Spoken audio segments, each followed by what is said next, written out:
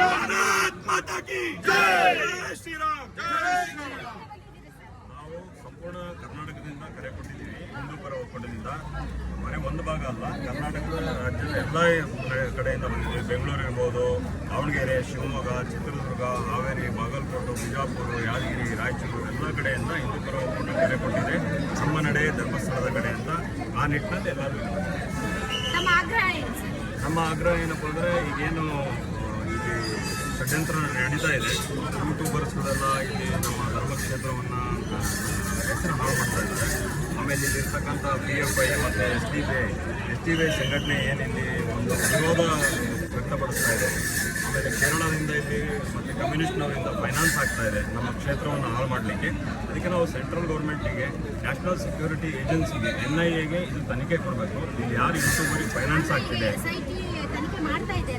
SIT ಮಾಡ್ತಿರೋದು ಬೇರೆ ವಿಷಯ. ನಾವು ಹೇಳ್ತಾರೋದು ನೀವು ಕ್ಲಿಯರಾಗಿ ಅರ್ಥ ಮಾಡ್ಕೊಂಡ್ರಿ. ಇಲ್ಲಿ ಏನು ಯೂಟ್ಯೂಬರ್ಸ್ ಇಲ್ಲಿ ಫೈನಾನ್ಸ್ ಮಾಡಿ ಕ್ಷೇತ್ರದ ಹೆಸರು ಮಾಡ್ತಾ ಇದ್ದಾರೆ, ಅವ್ರ ಮೇಲೆ ತನಿಖೆ ಆಗಬೇಕು. ಯಾರು ಇಲ್ಲಿ ಫೈನಾನ್ಸ್ ಮಾಡಿ ನಮ್ಮ ಧರ್ಮಕ್ಷೇತ್ರದಲ್ಲಿ ಸುರಕ್ಷತೆ ಇಲ್ಲ, ಮಹಿಳೆಯರಿಗೆ ಇಲ್ಲಿ ಅತ್ಯಾಚಾರ ಆಗ್ತಿದೆ ಅಂತ ಸುಳ್ಳು ಸುದ್ದಿ ಮಾಡ್ತಿದ್ದಾರೆ, ಅದ್ರ ಬಗ್ಗೆ ಎಲ್ಲೇ ತನಿಖೆ ಮಾಡಬೇಕಂತ ನಾವು ಆಗ್ರಹ ಮಾಡ್ತೀವಿ. ಈಗ ಉದಾಹರಣೆಗೆ ಸರ್, ವಾದಕ್ಕೋಸ್ಕರ ವಾದ. ಈಗ ಸರ್ಕಾರನೇ ನಂಬಿದೆ, ಒಬ್ಬ ವ್ಯಕ್ತಿ ಹೇಳಿರೋದು ಇಲ್ಲಿ ಅತ್ಯಾಚಾರಗಳನ್ನ ಮಾಡಿ ಊತಾಕ್ತಿದ್ದಾರೆ ಎಳೆಗಳನ್ನ ಅಂತ. ಹೌದಾ? ಧರ್ಮಸ್ಥಳದಲ್ಲಿ ಅತ್ಯಾಚಾರ ಮಾಡಿ ಎಳೆಗಳನ್ನು ಊತಾಕಿದ್ದಾರೆ ಅಂತ ಒಬ್ಬ ವ್ಯಕ್ತಿ ಹೇಳಿದ್ದನ್ನ ಸರ್ಕಾರ ನಂಬಿದೆ, ಕೋರ್ಟ್ ಅಲ್ಲಿ ಸ್ಟೇಟ್ಮೆಂಟ್ ಆಗಿದೆ. ಅದಕ್ಕೆ ಅವರು ಒಂದು SIT ರಚನೆ ಮಾಡಿದ್ದಾರೆ. ಹೌದಾ ಸರ್?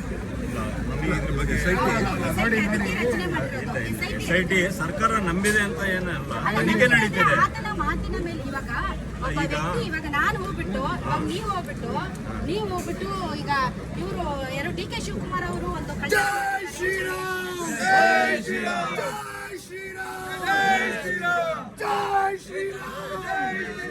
ಭಾರತ್ ಮಾತಾ ಕಿ ಭಾರತ್ ಮಾತಾ ಕಿ ಒಂದ್ ನಿಮಿಷ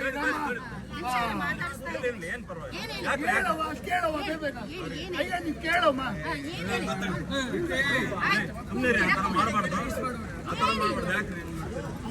ಏನ್ ಬೇಕಿದ್ರೆ ಕೇಳಿ ಅಂತ ಕೇಳಿ.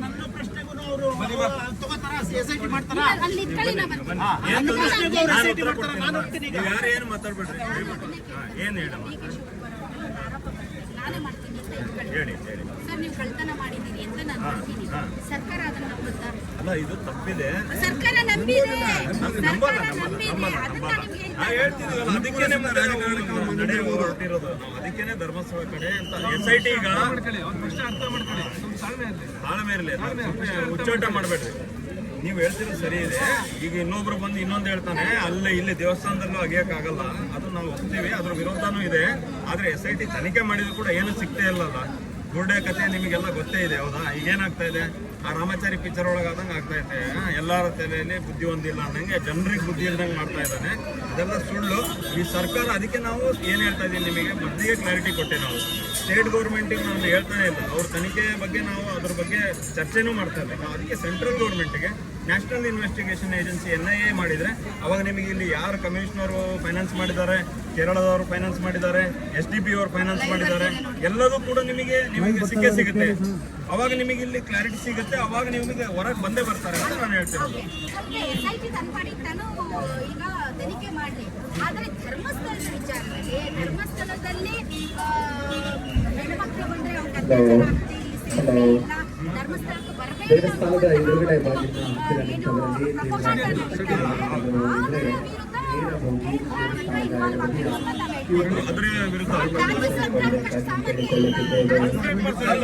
ನಾನು 100% ಈ ರಾಜ್ಯ ಸರ್ಕಾರಕ್ಕೆ ನಂಬೋದೇ ಇಲ್ಲ. ನಾವು ಹಿಂದೂ ಪರನೇ ಇಲ್ಲ, ಇವರು ಹಿಂದೂ ವಿರೋಧ ಇರೋದ್ರಿಂದಾನೇ ಇಂಥವ್ರಿಗೆ ಬೆಳೆ ಕಾಳು ಬೇಯಿಸ್ಲಿಕ್ಕೆ ಇವ್ರು ಹೇಳಿದ್ದಕ್ಕೆಲ್ಲ ಕೇಳ್ತಾ ಇದಾರೆ. ನಾವು ಈ ಸರ್ಕಾರದ ಮೇಲೆ ನಂಬಿಕೆ ಇಲ್ಲ ನಮಗೆ. ಇವಾಗ ಇವತ್ತು BJP ಅವರು ಬಂದಿದ್ದಾರೆ, ನಾವು ಧರ್ಮಾಧಿಕಾರಿಗಳ ಪರ ಇದ್ದೀವಿ ವಿಚಾರದಲ್ಲಿ ಅಂತ.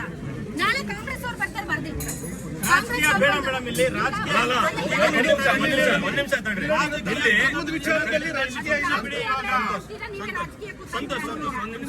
ಇಲ್ಲಿ ನೋಡಮ್ಮ, ನಾವು ಹೇಳೋದು ಕೇಳ್ರಿ, BJP JDS ನಾವು ಬಂದಿಲ್ಲ. ನಮ್ಮ ರಕ್ತ, ನಮ್ಮ DNA ಹಿಂದುತ್ವ. ನಾವು ಹಿಂದೂ ಪರ ಒಕ್ಕೂಟದಿಂದ ಬಂದ್ವಿ. ಒಕ್ಕೂಟಕ್ಕೆ ಸಂಬಂಧ ಇರೋದು ಕೇಳ್ರಿ. ನಾವು ಹಿಂದೂ ಪರ, ನಾವು ಯಾವ ಪಕ್ಷದವರು ಅಲ್ಲ, ನಾವು ಬಿಜೆಪಿಯವರು ಅಲ್ಲ, JDS ನವರು ಅಲ್ಲ. ನಾವು ಕ್ಷೇತ್ರಕ್ಕಾಗಿ ಬಂದೀವಿ, ಧರ್ಮಕ್ಕಾಗಿ ಬಂದಿದ್ದೀವಿ. ನಾವು ಇವತ್ತು ಯಾವುದು ನಾವು ಕೇಸರಿ ಬಾಗುವ ಹಿಡ್ಕೊಂಡ್ ಬಂದಿರೋದು, ನಾವು ಯಾವ್ದು ಬಾವುಟ ಹಿಡ್ಕೊಂಡ್ ಬಂದಿಲ್ಲ ಬಿಜೆಪಿ ಅಲ್ವಾ. ಅಲ್ಲ ಸರ್, ಅಂದ್ರೆ ನೀವು ಬರ್ಬೋದು ನೋಡಿ, ರಾಜಕೀಯ ಎಲ್ಲದರಲ್ಲೂ ಮಾಡ್ತಾರೆ, ಎಲ್ಲಾ ಪಕ್ಷದವರು ಮಾಡ್ತಾರೆ. ಇನ್ವಾಲ್ವ್ ಆಗುತ್ತಂದ್ರೆ ಸರ್, ಸರ್ಕಾರದ ಬಗ್ಗೆ ನಾವು ಯಾವಾಗ ಮಾತಾಡ್ತೀವಿ ಅಂದ್ರೆ ನಮ್ಮ ಸ್ಥಳೀಯ ಆಡಳಿತದ ಬಗ್ಗೆ ನಾವು ನಂಬಿಕೆ ಕಳ್ಕೊಂಡಾಗ ಇಲ್ಲ, ನೀವು ಸ್ವಲ್ಪ ಅರ್ಥ ಮಾಡ್ಕೊಳ್ರಿ. ಇದು ನ್ಯಾಷನಲ್ ಇಶ್ಯೂ ಇರೋದ್ರಿಂದ ಕೇಂದ್ರ ಸರ್ಕಾರ ಬಂದೇ ಬರುತ್ತೆ. ಅದಕ್ಕೆ ನಾನು ನ್ಯಾಷನಲ್ ಇನ್ವೆಸ್ಟಿಗೇಷನ್ ಏಜೆನ್ಸಿಗೆ NIA ಕೊಡ್ಬೇಕಂತ ಹೇಳ್ತಿರೋದು. ಇಲ್ಲಿ ಇನ್ವೆಸ್ಟಿಗೇಷನ್ ಆಗ್ತಾ ಇಲ್ಲ, ಕೇರಳದಿಂದ ಆಗ್ತಿದೆ, SDPI ಇಂದ ಆಗ್ತಿದೆ. SDPI ಎಲ್ಲಿಂದ ಆಗ್ತಿದೆ? PFI ಯಾಕೆ ಬ್ಯಾನ್ ಮಾಡಿದ್ರು? PFI ಇನ್ನೊಂದು ಮುಖವಾಡನೆ SDPI, ಅದಕ್ಕೇನೆ ಇದು ಆಗ್ತಿರೋದು. ಮೇಡಮ್, ಈಗ ಅವರು ಕಂಪ್ಲೀಟ್ ಆಗಿ ಈ ಹುನ್ನಾರ ಏನಿದೆ ಅಲ್ಲ, ಅವರೇ ಸಪೋರ್ಟ್ ಮಾಡಿ ಇದನ್ನ ಮಾಡ್ತಾ ಇರೋದು. ನಾವು ಎಣ್ಣೆ ಮಾಡ್ತಾ ಇದೀವಿ ಕೇವಲ ಫಂಡಿಂಗ್ ಆಗ್ತಾ ಇರೋದು. ಭಾರತಕ್ಕೆ ಸಪೋರ್ಟ್ ಅಂತ ಮಾಡ್ತಾರೆ, ಫಂಡಿಂಗ್ ಆಗ್ತಾ ಇರೋದು. ಫಂಡಿಂಗ್ ಬೇರೆ ಬೇರೆ ಕಡೆಯಿಂದ ಬರ್ತಾ ಇದೆ, ಬೇರೆ ಬೇರೆ ರಾಷ್ಟ್ರಗಳಿಂದ ಬರ್ತಾ ಇರೋದು.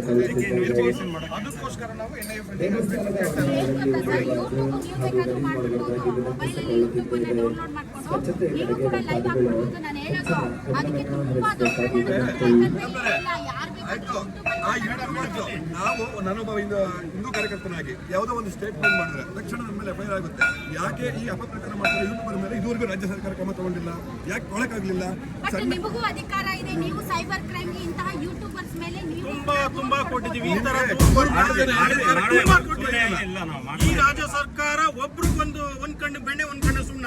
ಅಲ್ಲೇ ಎಲ್ಲ ಯೂಟ್ಯೂಬರ್ ಸುರಕ್ಷಿತವಾಗಿದ್ದಾರೆ. ಒಬ್ಬ ಹಿಂದೂ ಕಾರ್ಯಕರ್ತ ಇವತ್ತು ಒಂದು ಕಾಮೆಂಟ್ ಹಾಕಿದ್ರು ಕೂಡ ಅವನ ಮೇಲೆ ಕೇಸ್ ಹಾಕಿ ಸ್ಟೇಷನ್ ಮೇಲೆ ಬೆಳಿಗ್ಗೆ 24 ಗಂಟೆ ಕೂರ್ಸ್ಕೊಂಡಿರ್ತಾರೆ. ಇದಕ್ಕೇನು ಹೇಳೋಣ ಹೇಳಿ ಇವಾಗ ನಮಗಾದ್ರೆ ಒಂದು ಧರ್ಮಸ್ಥಳ ಪರ ಧ್ವನಿ ಇವತ್ತಕ್ಕೆ ಈಗಾಗಲೇ ಹೇಳಿದ್ದಾರೆ. ಹಿಂದೂ ಸಂಘಟನೆಗಳ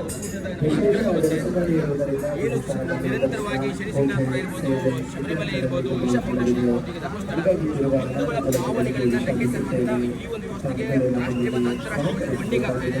ಈಗ ಯೂಟ್ಯೂಬರ್ಸ್ನ ಹರಿಯಾಣದಲ್ಲಿ, ಹಿಮಾಚಲ ಪ್ರದೇಶದಲ್ಲಿ 6-7 ಜನ ಅರೆಸ್ಟ್ ಮಾಡಿದ್ದಾರೆ, ನೋಡಿರ್ಬೋದು. ಕೋಟಿ ರೂಪಾಯಿ ಹಣದ ವಹಿವಾಟು ಇದೆ. ಬೆಟ್ಟಕೂರಲ್ಲಿ ಬ್ಯಾನ್ ಮಾಡ್ತಿದ್ದಾರೆ.